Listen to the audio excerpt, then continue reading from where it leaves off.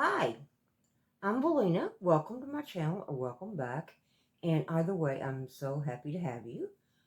And we're back. I actually counted my last, my two-part video, or videos. If you haven't watched those, please go watch them. It's not scary stories, but deceased loved ones did come through. And it didn't scare me, it brought me comfort, but it is dealing with the unknown. So I'm leaving it in my Halloween series. But it's my experience with Reiki and psychic reading. So, but I have a story for you today. It is about a love spell gone wrong. Imagine that, right? Well, it happened. And yes, in case I forget something, this is from the book Haunted by the Things You Love by John Zappis and Mary Ellen Colley, I think is her name. I'll put it in the description. But anyway, this is a story about a guy named Al who had been dating what was the girl? Sherry. Okay, Sherry. That's the names they give. Probably not the real names, but we'll go with that. But Al was dating this girl, Sherry, that he was really crazy about. But come to find out, she didn't really, well, obviously she didn't feel as strongly about him as he did her. And she ended up breaking up with him. And he was really devastated. And because he had even thought about proposing to her. But he went into a depression. And then, to make things worse, he found out she was dating this new guy. And even though this saddened him more, he told himself it won't last. You know, she'll get over him, and and she'll come back to me. But according to friends, that was not the case. They said she seemed really happy. And what really did it was he found out that she had married this guy. And I'm sure that was heartbreaking. But he didn't, he was, and still friends were saying the marriage was happy. She was even considering thinking about them having children. So yeah, this is serious. And he's thinking like, how can I get her back? I've got to get her back. She's already married now, but he wants to get her back. And then it come to mind that he could use magic to get her back. And this is something he really didn't know a lot about. But he went and bought, I don't know, a couple of occult books. And he kind of found it hard to understand. And he decided that he would find someone else to help him with this. And he looked up a lady. I think Rihanna is the name they gave her. Actually, that is the name. We'll call her Rihanna. But he saw an ad or something, or saw something on the internet. I don't know when this is actually based. I don't know, but she was supposed to help spiritually with love. So he got in touch with her, and she agreed to meet him. And and first thing she asked, she wanted to see a picture of her, and he had a picture that he always carried around. And he showed it to her, and then he told her the situation. He told her how she had left him and she ended up, married to someone else. And she said, no, no, no, wait. She said, what I do is I help relationships. I help estranged couples get back together. But, and I help people find love. But I don't break up marriages. So she refused him. So he had these books that had these spells. He had no other choice. He was going to do this on his own. And he had read that it's always good if you have something personal of the person you're trying to put a spell on. And he didn't have anything like that. But he did remember that she had a love for angels and cherubs. She had artwork in her apartment of them, so he knew she loved them. So he got the idea. He thought, and also they're supposed to be, if you make something, that is supposed to make the spell stronger. So he got the ideal. He never really been an artist, but he thought he would draw her a picture of a cherub. So he found another picture and tried to copy it as well as he could. But he just, and as he was drawing the picture, he recited the spell that he had for her. And he had her photo close by, and he would stop and look at it and look at what he was drawing, like he was trying to draw her in to the drawing. And what he ended up with was he drew the cherub in black and white, which is kind of odd. You don't think of seeing them that way. And he gave the eyes. He had made really dark eyes for it, but it wasn't great at all. But he was happy with it. So he calls her up, and let me see what the husband's name was. He calls her up. I'll just say, okay, Elgin. I think it was something like that. He calls her up and wants to know if they can go on a lunch date together. And she didn't want to do this. And she told him she thought it was very inappropriate. And he said, no, no, no. He said, I still want to be friends with you. And besides that, I have something for you, and I never gave you anything for your wedding. So finally, she, against her better judgment, she agrees. So they go to a restaurant. They decide to meet at a restaurant where they used to go when they were going together. And when she gets there, when Sherry gets there, he's already there waiting for her. So they have lunch and make small talk, and I think she is probably kind of wanting to get this over with. But at the end of the lunch, he presented her with this gift wrap box, and she told him he really didn't have to do that. But he told her, he said, go on, open it, just open it. And she did, and she was kind of taken back. Not because it was beautiful, but because it was awful. It looked awful. And she had thought it had a scary, weird, strange look to it. But she didn't want to hurt his feelings. She knew he meant well, or she thought he meant well. And she thanked him, she told him, she said, I know exactly where I'm going to put this.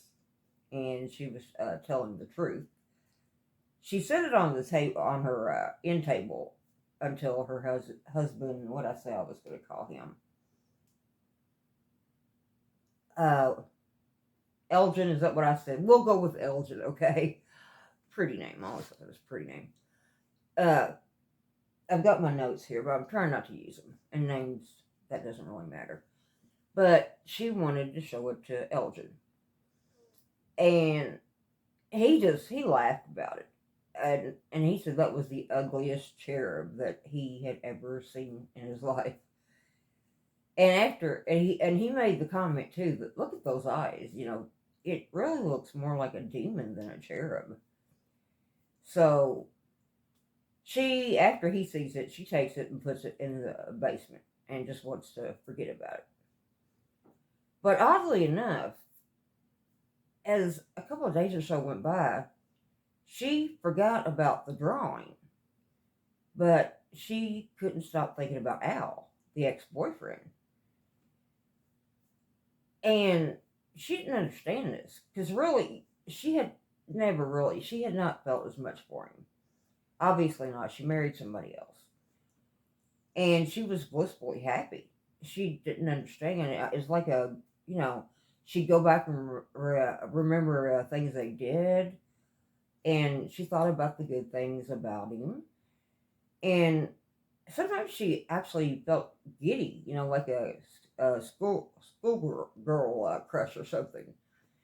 And she did not understand why she was feeling this way. And she even went so far as to, she was looking through her stuff one day in her bedroom, and she opened a drawer and she found some jewelry that Al had, had gave her. And she decided to start wearing it. And she actually even started having romantic dreams about him.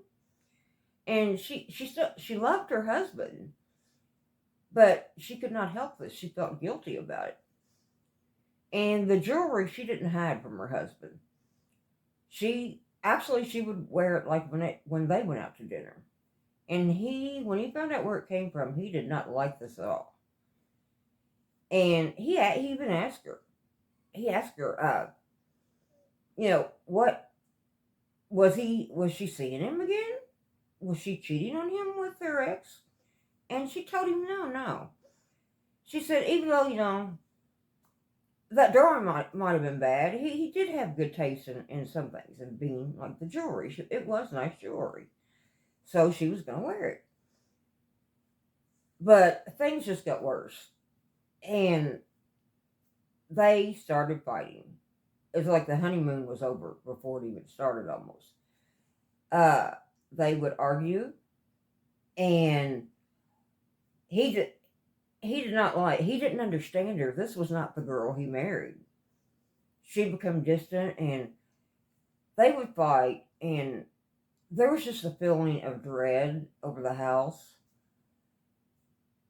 At night, she would hear sounds, like somebody walking around the house, and she would try to wake Elgin up, but he would tell her it's her imagination and go back to sleep. But this just kept on and on and on. And it seemed like the more they fought, the worse this got. And finally, and she never connected what she was hearing in her house and the heavy feel and what she was hearing.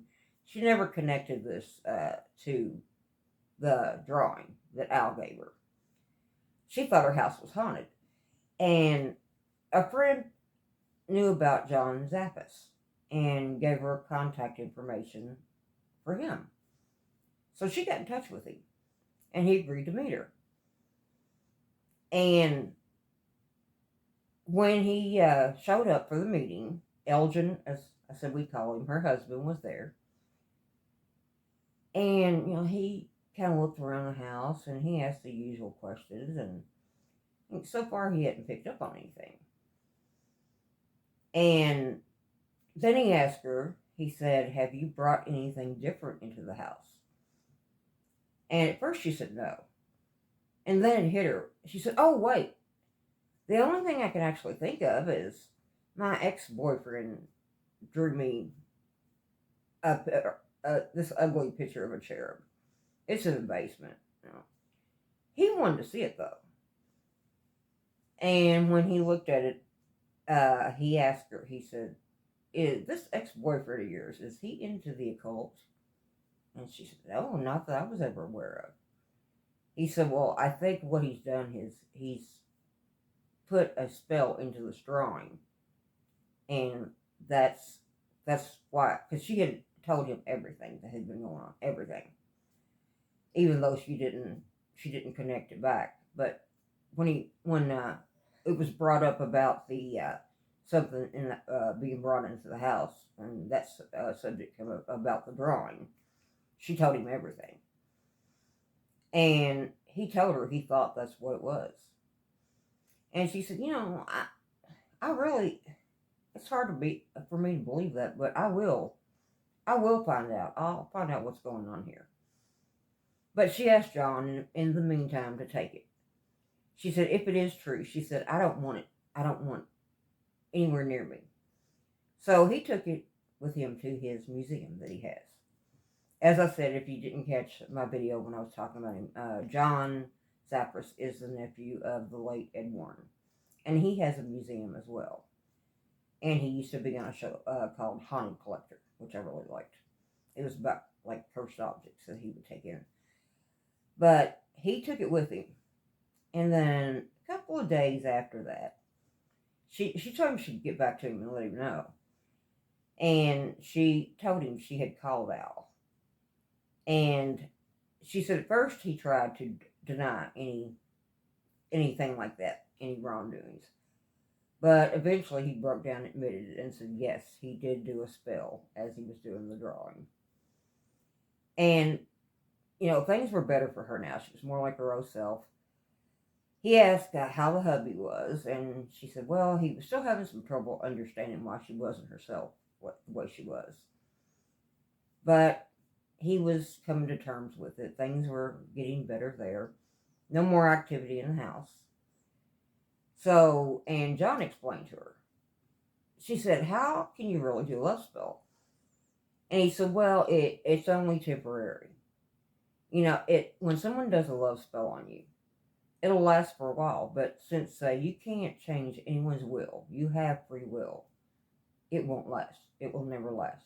So all the thoughts of him went away. And as far as I know, Sherry and Elgin lived happily ever after. So that's just something to think about. Wow. What do you think about it? Have you ever tried a love spell? No. Something I wouldn't do. If they can't love me on their own, I'm out. But have you ever known of anything like this to happen to anyone else? Or I'd love to hear in the comments, providing they don't disable my comments. Please put your comments down there. And I love reading the comments. I left a comment today on my part 2 video. And I was talking about how I'm going back to the more scary stories. And also what I'm going to be doing. I had a very, very loyal subscriber ask me to review a particular movie. And I'm going to do that one. Not only am I going to review that one, but, it's that time of year when I like to watch scary movies. I'm going to watch some others and just probably give a review of all that I watch. And the one she asked about, or I think it's a she, but the one this person asked about, I have seen, but it's been a while, and I need to refresh myself on it. And I see some others that are new to me, and I'm going to watch those, and I'll have a review. So, for some reason, I could not see the comment. Maybe you all can. I don't know. On my part 2 of the Reiki and psychic reading. But anyway, I'm going to go, and thank you so much for watching this. I hope you enjoyed this, and I'll probably have some more from that book and the other one I showed too, Evil Unleashed, by, what did I say his name was? John Hackey, I think. Anyway, I'll put it in when I do it, I'll put the names and everything in the description. But I'm going to go, but thank you so much for watching it. I appreciate it so much, and if you enjoyed this video, you know the drill. Give me the thumbs up, please. It helps me a lot. And like I've already said, comment. And if you would subscribe, I would be so grateful. I really would. And I appreciate all of you that watch. I do. I appreciate it so much. So I'm going to go for now, and we'll be back tomorrow. And I hope whenever this finds you, whether it be day or night, I hope you have a great one. And I'll talk to you tomorrow. Bye.